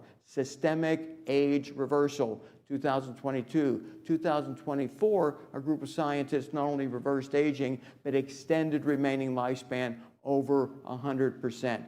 And well, what we're going to be doing now, move this into monkeys and humans. We need to do it fast because frankly, this group, we're not young anymore. We need to gain access to this potential therapy to grow younger again, and we cannot wait. And bear in mind, if someone had asked me in 2005, what can you do to reverse aging? I'd say, well, we hope something will be discovered, but we can't do anything yet. This has been proven every way imaginable to reverse biological aging. Now, CRISPR, we've talked about that many times. This is an enhanced way of modulating our gene expression so we behave younger from a functional and structural standpoint. Now, bear in mind, with OSK, we're adding OSK to the DNA. With CRISPR, they're editing our DNA in a way that they're able to hopefully create very young people out of very old bodies. That's what we're looking for very old people being able to edit out any genetic issues that are causing us to suffer a disease or degenerative aging. So that is continuing to advance, and we appreciate that very much. And bear in mind, Dr. George Church, and I have people working directly with him right now at Harvard to accelerate this research so that in addition to OSK, if we have some other gene problems, we send a CRISPR device in and we edit the disease out of our DNA. He felt by age 230, he predicted this back in 2015, we're going to have a cure for aging. He's not that far off. We may have that cure for aging with Yamanaka factors in the next couple of years. It's all good news. Now, thymosin alpha-1, I've talked about that at this church. This is an injectable peptide, by the way. It's not a dietary supplement. It's a drug approved around the world. And unfortunately, it didn't get approved back in 1981, 82, when we think it should have. We advocated for its approval, by the way. FDA just said no. And what the thymosin alpha-1 is an injectable peptide, or it's a peptide secreted by your thymus gland. Unfortunately, with aging, your thymus gland shrivels. And I mean, over age 60, over age 65, you don't have much thymus left. And as a result, you suffer immune enhancement. And these are just a few of the effects of thymosin alpha-1 in the body. It enhances our ability to fight off bacteria, viruses, cancer cells. It reduces inflammation, and well, it's going to have a surprising other benefit I'm going to show you in just a minute. But this is a drug that should be available in the U.S. We are doing everything we can to get it approved for off-label use so that we all can inject it maybe 5 out of 7 nights. It can be made very cheaply. It's off patent, so we don't have to worry about paying a big pharma price. We're fighting to get this available to Americans because the data continues to validate it. 2018, I don't know if this was used on the Pope, by the way. He suffers immune senescence at age 88. He almost died. Heroic efforts saved him. But thymosin alpha-1 might be an effective therapy for sepsis patients. But for cancer, the data continues to validate its efficacy as an adjuvant therapy, to treat cancer 2019, 2020, 2022. These are all studies in which people are looking at the evidence, conducting new research, and saying, why isn't this drug available to Americans? It could save lives. And you're going to get, all of us are going to get a call, loved ones in a hospital. Sepsis, major cause of death, 300,000 deaths in the United States. It's regrettable, and this drug could very well save these people from sepsis, save them from a malignancy when combined with a checkpoint inhibitor drug or CAR T therapy or even chemo. This drug, thymosin alpha-1, could be a lifesaver. And again, these are newly published studies. There are hundreds of studies on thymosin alpha-1 in the published literature, but these are new recent studies where people are saying, let's take another look at this drug. Maybe the FDA got it wrong in not approving it. It is used around the world, by the way. It's just not available in the US. And then the FDA went and sent a letter out to the compounding pharmacies and told them, stop selling it to Americans. And so people who even knew about it, who were getting it from compounding pharmacies, now are challenged. And this particular study, 2024, they opine the FDA's restriction appears to be unfounded. This drug works. I did use it personally over a 6-week period of time. I did a baseline immune risk profile test and a follow-up, and a lot of my immune parameters improved. Something else very interesting was happening. I was taking it, and I thought, I'm feeling better when I take this drug. And I said, it must be a placebo. I mean, this is a drug that boosts immune function and it reduces inflammation. But think about what inflammation does to our neurons, to our brain. It damages our functionality. We may not feel good when we have inflammation in our brain. Thymosin alpha-1 reduces inflammation at the same time it boosts immune function.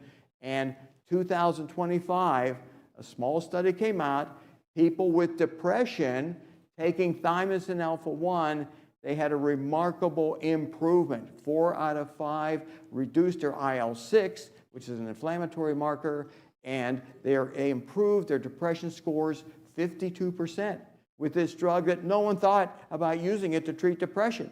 So as we get older, a lot of people suffer just depression, and they wonder why. Well, a lot of it's inflammation. So if you were able to use thymosin as an anti-aging injectable drug, you would boost your immune function, theoretically reduce your risk of cancer, viral diseases, sepsis. You'd be healthier overall, and your brain would be functioning better because of the reduction in inflammation. So that effect I got in using 6 weeks of thymosin alpha-1, where I'm feeling better, it wasn't a placebo. It was probably making me feel better, even though my inflammatory rates are very low to begin with. So this study gives us another reason to, well, try to persuade the regulators that this drug should be available to Americans who want to try it. And it is, again, safety of it has been demonstrated for the last 44 years, and we sit here and we wait. We wait while we're dying from overregulation. It's a major, major problem. We're on the front lines fighting it in many, many different ways. I hope to report changes that will occur over time. So the media continues to talk about the idea that age reversal is no longer science fiction. The evidence keeps mounting. There are dozens of mechanisms of aging that have been identified, that are being worked on. Drugs are going to come out to figure out what we can do. And I was at a conference in Miami last weekend. This is the Don't Die conference by Brian Johnson. I think a lot of you may have heard about Brian. At age 35, he sold his company for about $300 million and decided to spend his life staying alive. And he now goes around every couple months and puts on these seminars. And what surprised me so much about the energy at this particular seminar is the average age of the people at this seminar was about 35.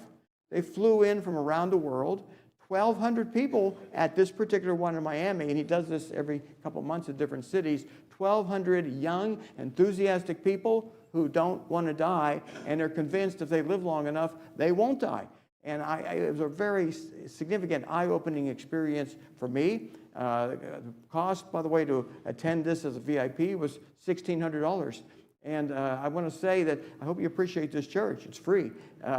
People going to these conferences, they're spending big money to identify with other people and can communicate and learn. And as it relates to the science disseminated, it was rather simplistic. It was exercise, sleep, a healthy diet, because these younger people needed to be taught some of the basics. We pretty much know that at this church, what we should be doing. So what they do is they compete to see who can get the lowest biological age in relationship to their chronological age. And one of the funny remarks that Brian Johnson made is, because people were asking him questions, and someone get up and say, hey, Brian, I'm 38 years old, and his response is, he's 48, his response is, I'm younger than you.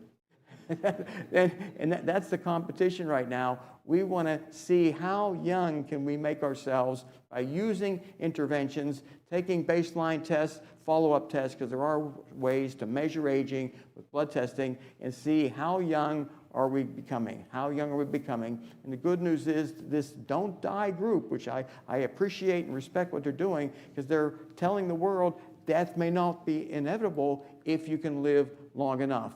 And The Economist, a very respected journal, just this week, or last week, let's say, they talked about Brian Johnson and his goal to live forever, to vanquish death.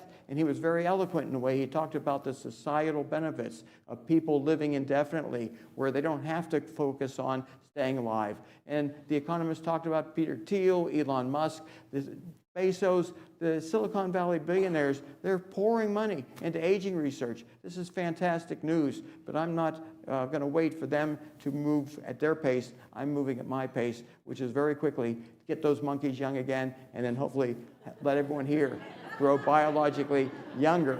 We need to make that happen.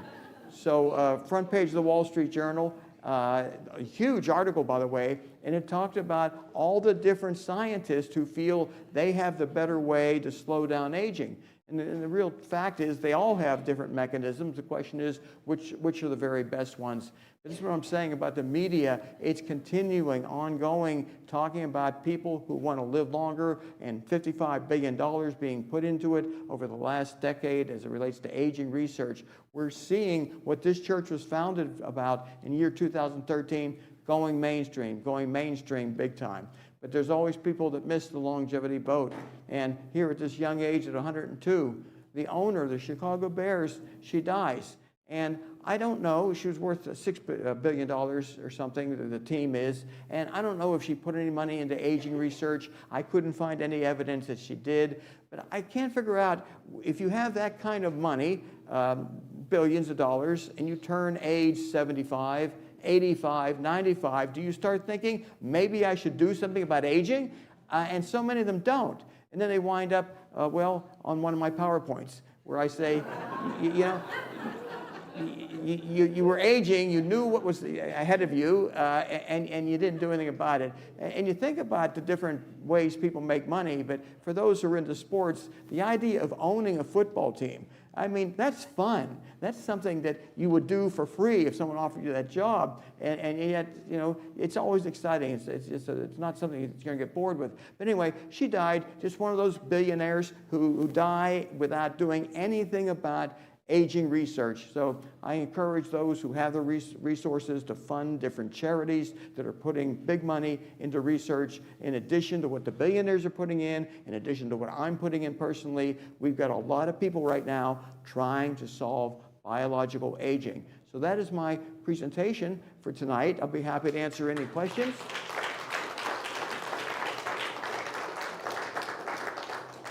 Ron, your question. Hi, Bill. I'm Ron Rosnick with Wisdom Construct. Metformin was the first drug you talked about, which is something difficult if you don't have diabetes type 2. Is berberine a quality replacement? That's my first question. And the answer really is no. The data supports metformin. Berberine is the AMPK activator, and so is metformin. But metformin has other mechanisms, and metformin has better documentation. And I know a lot of people here take berberine. We've looked into it. Our scientific group has looked into it. Slight risk, and I want to emphasize slight risk of liver toxicity. But the main factor is we want people to use the science the best they can. And you can order metformin from offshore pharmacies. If you go to an anti-aging doctor, they will liberally prescribe it. So it may seem hard to get, but the good news is it's very inexpensive. It's so cheap, Publix at one point was giving it away. All you needed was a script and you get it for free. Ordered offshore, it costs very little. Well, you know, I'll ask the question. The doctors also say, you don't want to take metformin because you can get lactic acidosis. What's the real concern about lactic acidosis? Well, I want to address that carefully to this group. Metformin was approved in England in 1957 and approved in Canada 1970, approved around the world a couple years later. But the fear in this country was that metformin might cause a lethal condition known as lactic acidosis because a chemical cousin of metformin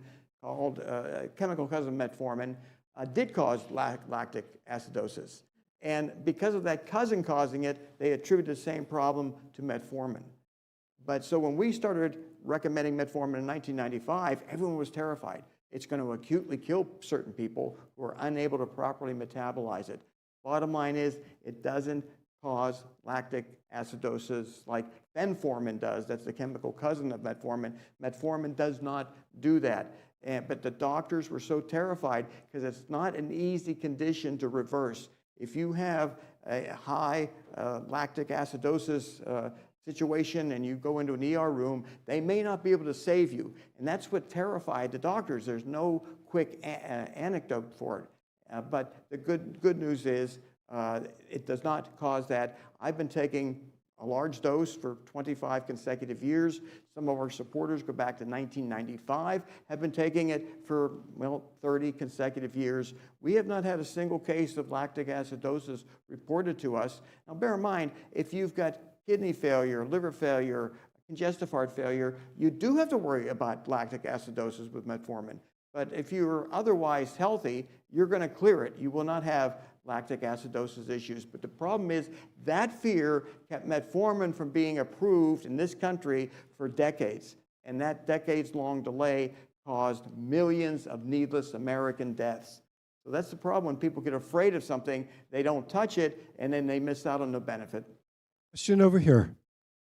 Yeah, I had seen a video on YouTube, and they were talking about thymosin alpha-1, very similar to what you were saying. They were saying how great it was, and I got kind of excited about it, and I started researching it, figure out where I could get it.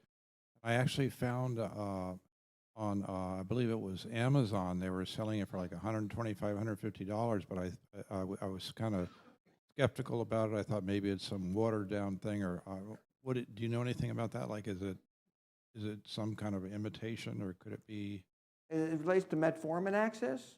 No, thymosin alpha-1. Thymosin alpha-1. Well, what's being talked about more and more, as far as I was able to get someone to kind of make it up for me. Some people were importing it from Europe, and compounding pharmacies were selling it. Some of them still are, but the FDA told them to stop. And the ones that we respect are continuing to sell it. But it's unfortunate. This is a life-saving medication for both cancer patients and people suffering immune senescence, which is most of us in this room. Well, this they were selling it on Amazon for like $150. I forget if I think what you're talking about are peptides in tablet form. And we don't know if those work. You have to inject the thymosin, get it into your bloodstream in order to enable it to work. When you swallow a peptide, it gets digested, and you don't get the benefit. So you're right, there are some websites promoting thymosin alpha-1 tablets. They're not going to work. You're going to need to inject it 5 out of 7 nights, or frankly, every night, which I was doing for a while, because frankly, I was feeling better. I almost felt like a heroin addict. I'm pushing this in, I'm feeling better. And I really thought it was a placebo. I didn't know that they'd done a study that made depressed people feel better. Last question from Marathe. Hi, Bill, thank you. My question is, your first slides spoke about the benefits of metformin with people that suffer from metabolic syndrome. What about, what's your opinion of using it to regulate sugar spikes in people in the absence that do not suffer from metabolic syndrome? Or can it be risky? I think as we grow older, we all suffer a degree of metabolic syndrome, be it hypertension, be it our lipids going in the wrong direction, glucose goes up, and we develop our little pot bellies. In other words, we pretty much all go through that change of life. So if you're over age 35, 40, I think you should really consider taking it. If your blood test is showing glucose a little bit high or something that's abnormal and it's not reflective of where you were, let's say 17 years of age, consider taking even a modest dose. Consider taking 500 milligrams twice a day. I'm doing 850 milligrams. Some people are doing 1,000 twice a day. And we just feel it's got the potential to add healthy years to your lifespan. We like the mechanisms of action by which it works. We've got safety data. And for a lot of the experimental drugs that people are doing, we don't have a whole lot of safety data, and we're taking them anyway. With metformin, we've got literally thousands and thousands of years of combined safety data. Ladies and gentlemen, Bill Faloon. As always, I'll be around for anyone has any questions. Yes. Afterwards, please meet with Bill. If you have questions, he's very happy to answer your questions. Now, last month, Peter Dreher, Dr. Dreher, gave a $1,000 donation to the church. And we refer to him now as Dr. Peter Dreher Sponsor, Jr. No. And his donation and the donations of others are greatly appreciated.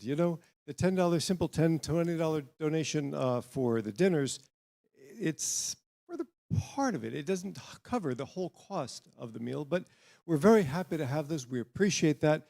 And for those of you online, we appreciate your donations in the PayPal. Somebody online actually every month tithes $100, and we appreciate you. I'm not going to call you out by name, but thank you for that donation. But I'd like to just suggest, consider becoming a sponsor.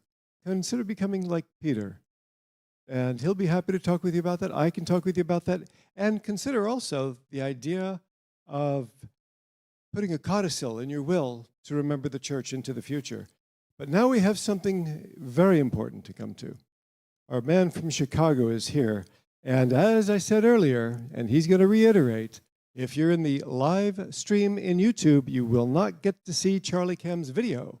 Now, this gentleman is somebody I met at the Laughlin, Nevada Ventures Conference, what was that, 10 years ago maybe. He's a futurist filmmaker and the 2020 presidential candidate for the United States of America Transhumanist Party. Let's bring up Charlie Cam. Thank you. Thanks, Neil. Those are nice things to say. And by the way, in 2020 when I ran, one of the candidates, claims that the election was rigged, so I still might be president. Anyway, now, I did make a video. It's a parody video